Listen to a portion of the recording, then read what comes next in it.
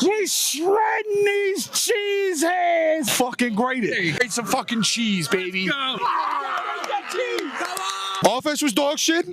Defense was the shit. Packers are shit. Go Packers! Famunda cheese. Grating Famunda.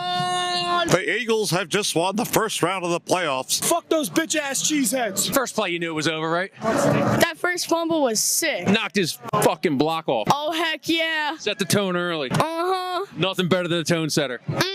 That's what this team does. We break you down. Go, bro. We beat you up, and it's over. Who you want next week? It don't fucking matter because we're winning regardless. Dude, how good is this fucking defense? It's probably better than the 85 Bears and probably better than the 2000 Ravens. Resign Zach Vaughn. You better. 5 years. NFC Championship's the bare minimum for this team. Can't nobody touch us. We want the trade. I'm feeling amazing, man. I love it. Let's go with the Super Bowl. Let's do it.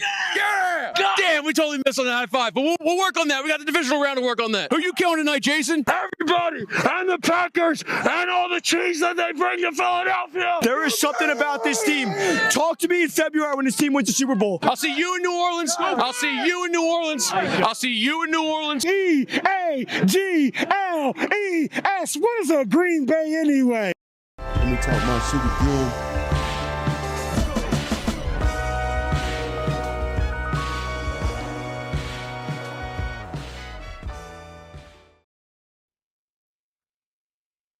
Yes, sir. Yes, sir. What it do? What it do? This is the Talk My Shit Again podcast. I'm your humbly hostile host, Cassius Cliff. The wait is finally over. We get to see our team play yet again in Lambeau Field. 8-15 going against the Green Bay Packers. And I couldn't be more excited for several reasons. It feels like it's been several weeks, almost damn near a month since we've seen our team play. And a lot has happened. Not only are people talking crazy as if the Eagles do not exist anymore when it comes to the best teams in all of football, Jalen Hurts not being one of the best quarterbacks in all of football. But aside from those things that are completely ridiculous, there were several moves made by our front office and our GM, Howard Roseman, and some bit bigger and better than others. But ultimately, when you give up John Mechie, a third round and 2 6th-round picks, for Michael Carter II, a former great or very good slot corner from the New York Jets, a former All-Pro in Jair Alexander from the Baltimore Ravens, a guy who was not getting any time, and a guy who played under our very own Vic Fangio and Jalen Phillips. Those are quite a bit of moves to be made at the trade deadline, and Jair Alexander already getting out the way. He's not going to be suited up going against one of his former teams in the Green Bay Packers. So he's staying in Philly tonight, not going to be in Green Bay. It remains to be seen if Michael Carter is going to even be activated for tonight's game. But I think the biggest acquisition out of all three is Jalen Phillips. I mean, to me, when it comes to the defense, what's been lacking the most, aside from cornerback 2 being a revolving door, not being cemented, is the pressure in which we have not gotten from our edge group on the defensive line. And the fact that Jalen Phillips, being familiar with Vic Fangio, is going to be added to this defense, I think it's going to not only be suited up tonight, I think he's going to make an impact in this defense and on this team sooner than later. And moving forward to the injury report, which we look at typically going into these games, no Cam Jurgens. Fortunately enough, we got Brett Toth, who's actually played very well going against one of the better defensive lines in all of football in the New York Giants. Saquon Barkley being back, Jacorian Bennett being back, A.J. Brown being back, Nolan Smith. Welcome to the Philadelphia Eagles, Willie Lampkin, Moira Jomo are back. Unfortunately, Adoree Jackson is back. And I've said on numerous occasions, Adoree Jackson needs to give back money to the Philadelphia Eagles. He needs to take that number 8 off his jersey. I want him off this team. I do. And even though he is one of the better cornerbacks on this team, cornerback 2, that is not saying a lot given the fact that we have yet to find a suitable cornerback 2 on this roster. All else fails, we got BG back in the fold. And this is BG lined up against Malik Neighbors just last year. We absolutely put the clamps on and allowed 0 targets on 0 yards. So is that due to BG? I don't think so. And in the end, what I'm speaking to is the fact that this defensive line and this edge group is going to be better and it's going to cover up that cornerback 2 position. I firmly believe that. If you have a weak link, a deficiency in the quarterback room, what you need is to be able to create pressure on the quarterback. Not only is the defensive line going to be looking better, it has looked better in the last 2 weeks, we're going up against Jordan Love. I mean, this is a guy that could have been in the movie Happy Feet. Just feet all over the place and ultimately going to give this defense a chance to make a play in this game. But when I think was going to be the deciding factors, the determining factors in this game, it's going to be three components. Stopping the run in Josh Jacobs, creating pressure on Jordan Love, and ultimately being diverse in our play calling and in our formation and scheme. I firmly believe when it comes to this offense and it being dynamic, you got to run plays like this. This is the first time in Jalen Hurts' career, which was last year in the playoffs against the Green Bay Packers, he ran a pass play without play action being involved from under center ever in his career as a pro. But moving forward to this year, that was like a handoff, play action play from under center to Devontae Smith for his best day as a pro in the league. Perfect passer rating in this game. But even going back to last year, in the regular season, if you watch A.J. Brown as a Tennessee Titan, where he ate the most was on post routes, over routes, in breakers, on play action plays, going across the middle. Yes, Hurts is not the tallest, but when it comes down to getting your players in the best position possible, not only in the pass game as well as the run game, we got to be more diverse in our play call, our scheme, and our formation. And being under center, I mean, it just opens up this offense so much more. We're holding ourselves back by not tapping into all these facets of the game. Do I think that's up to Jalen Hurts? Absolutely not. The guy said it himself. He likes being under center. And clearly, when we're under center, great things happen. Not only in the pass game, but in the run game as well. Because you saw our best output in the run game, be it starting running back or backup running back, and incorporating plays from under center. I mean, I swear I don't know everything. But there's certain things that are just like, they're glaring. They scream at you. When you're not seeing these things happen and let's just say it for the sake of it, you play games like Madden and you understand how things can look when you run things from under center or in different formations, and you see how impactful they can be. I just feel like it's too easy. It's just low-hanging fruit to call it out for what it is. Our offensive scheme and our formations were just way too bland leading up to the last 2 weeks in which we saw them. But when you saw the diversity in the play call, the scheme, and the formation, you saw the output in the offense. Best run game of the season against the Giants, perfect passer rating against the Vikings, 7 passing touchdowns in 2 games from Jalen Hurts. Devontae Smith has his best game as the pro in his entirety of his career. AJ has his best game of the season against, so many things happened when we just diversified our game plan and our formation. And it's like, what was holding us back? What was the hold up? But moving on to the defensive side of the ball, because it's very simple when it comes down to the offense.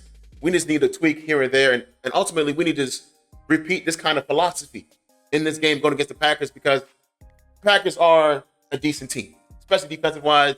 There's not much to be worried about there. But on the defensive side of the ball, for us specifically, we got to stop the run first and foremost, and we got to create pressure on the quarterback.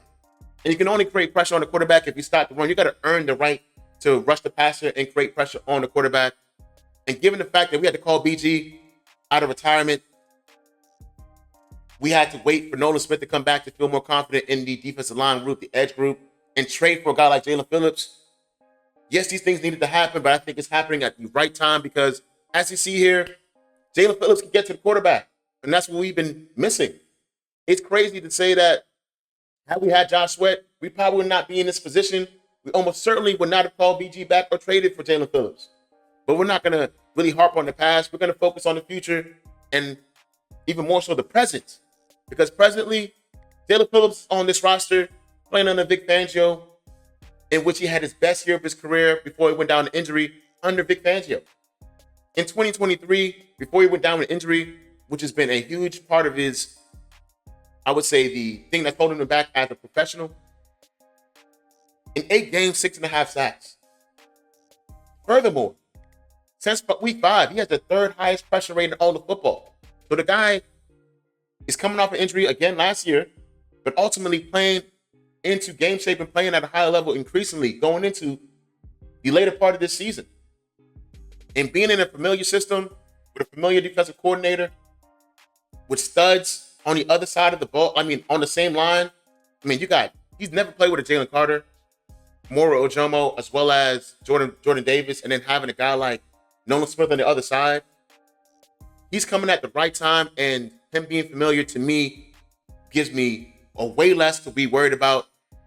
And if I was even worried remotely, I would have to wake up and remind myself that we're going up against Jordan Love. And what Jordan Love loves to do is give the ball away. I mean, it doesn't matter if it's to start off the season against us in the regular season in Sao Paulo, Brazil. And it doesn't matter if it's in the league. The guy's going to give you a chance to make a play on the ball. All you have to do is rise to the occasion. He's going to give you a chance. The last time we saw him as a team, 3 interceptions, 0 touchdowns. Darius Slay got an interception, no longer here. Zach Vaughn got an interception on him, as well as our rookie. His only interception was against Jordan Love. And as a league, as fans that watch football, this is the last time we saw Jordan Love. I mean, this guy could star in the movie Happy Feet. Look at him. 4th and 8, dancing around, escaping the pocket, and throwing an absolute duck into the end zone, which should have been a house call right here. Should have been an absolute house call. Clearly, it hung in the air way too long. The quarterback had way too much to think about. He dropped it. So be it. But before that opportunity, another opportunity presented itself. And look what happened.